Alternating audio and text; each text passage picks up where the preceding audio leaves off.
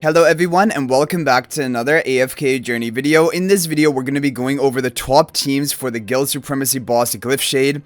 As you guys saw from the thumbnail, we hit 3.9 trillion damage with the team. We're now going to go over the top teams that you guys can run. And as for a quick note about charms before we get into the specific teams, you're going to want to have sorcery charms on the twins, Gale charms on Sinbad, and the arcane charms onto Faramor if they are a part of your team. And for other specific ones, I will talk about it as we go through the teams. So the most free-to-play budget team is still going to be Rhymes' team, a Mauler team using Odie as a damage dealer, and Sinbad if you have Sinbad. If you don't have Sinbad built, you can replace him for Lily May. She's a fine option. And Shakir should be at plus 10 exclusive equipment. If you don't have Shakir at plus 10, you can replace him with Kruger or Coco in the same position. This team is with the Blade Summon artifact, but when the boss drops below 50% health, you should switch to the Lightforge artifact, and that is going to hold true for all the teams that we show today. Okay, now we're going to take a look at the Lightbearer teams that you can run. So the Lightbearer teams, the first one is going to be Beepsy's team. The most free-to-play friendly because it doesn't have any twins in it. Using Mikola, Odie, Sinbad, who hopefully a lot of you guys have built up, Sonia, and Cassidy. Now Cassidy, she will need to be Mythic Plus if you want to make her work in this team. And if you don't have her at Mythic Plus, it's better for you to run a different team option, not involving Cassidy in it. But this team will be using the Blade Summon artifact, and when the boss drops below 50% health, you're going to switch for the Lightforge artifact. The other team here is from Daragon, using the twins and Cassidy again, and basically no Mikola in the team.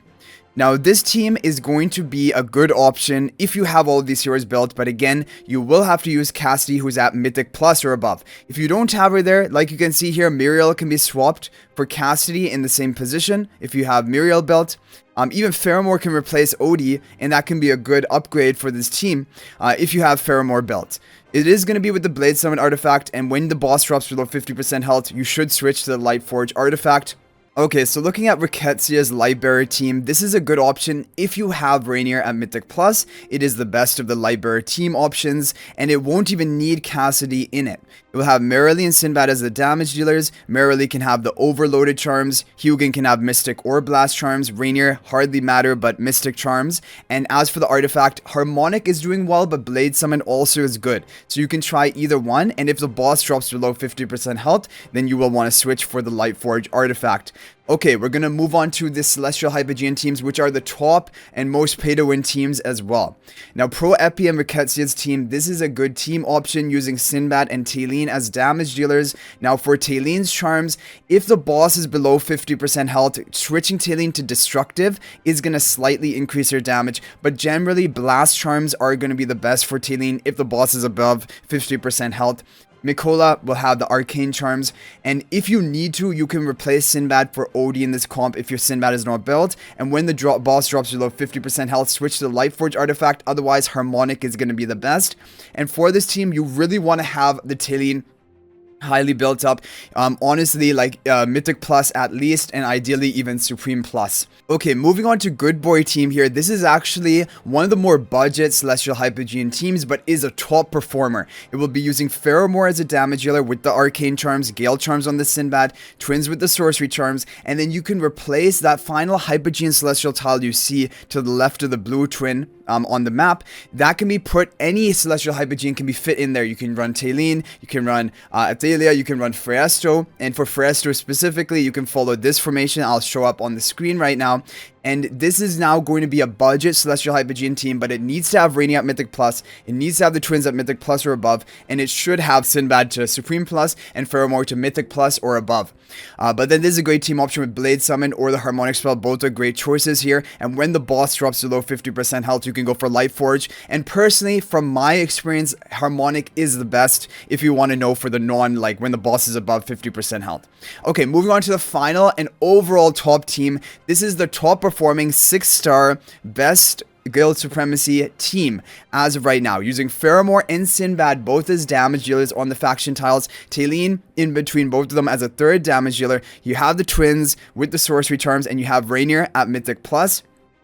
Now for this comp, it is with the Harmonic or Blade Summon artifact, and you can try either one, but Harmonic for me has been doing better. And when the boss drops below 50% health, you want to go for the Life Force spell.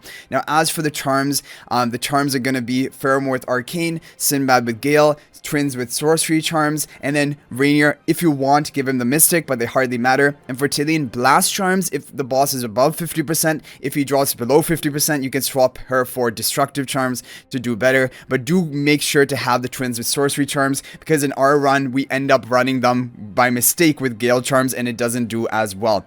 But anyway, guys, this is going to be all the top teams. You can take your pick from these ones. Okay, guys, so we're going to be doing an attack with the overall top comp. We're running the Destructive Charms onto Talion, and also the Life Force spell as a boss is below 50% health. We're going for an all-time record onto this boss.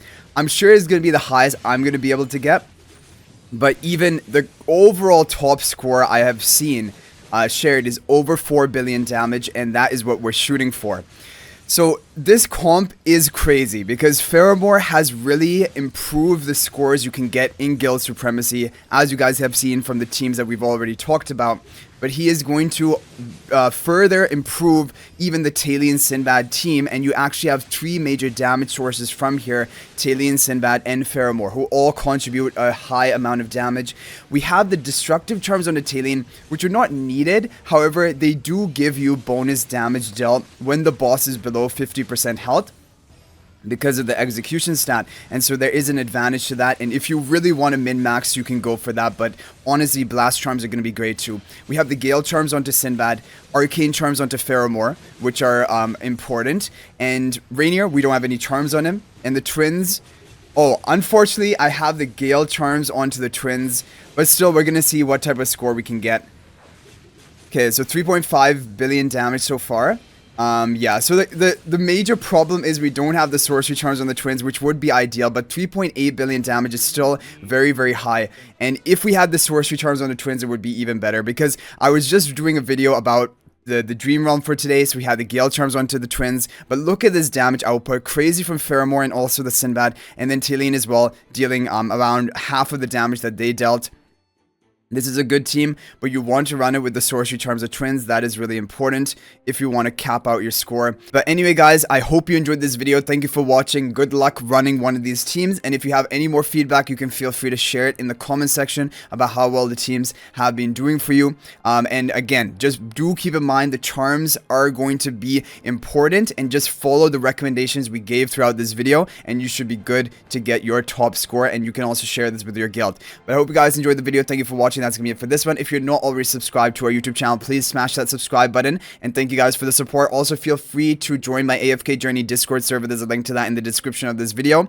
We have an active community there, and we talk about everything related to AFK Journey. But thank you for watching. I'll hopefully see you in the next video, and until then, everyone, peace out for now.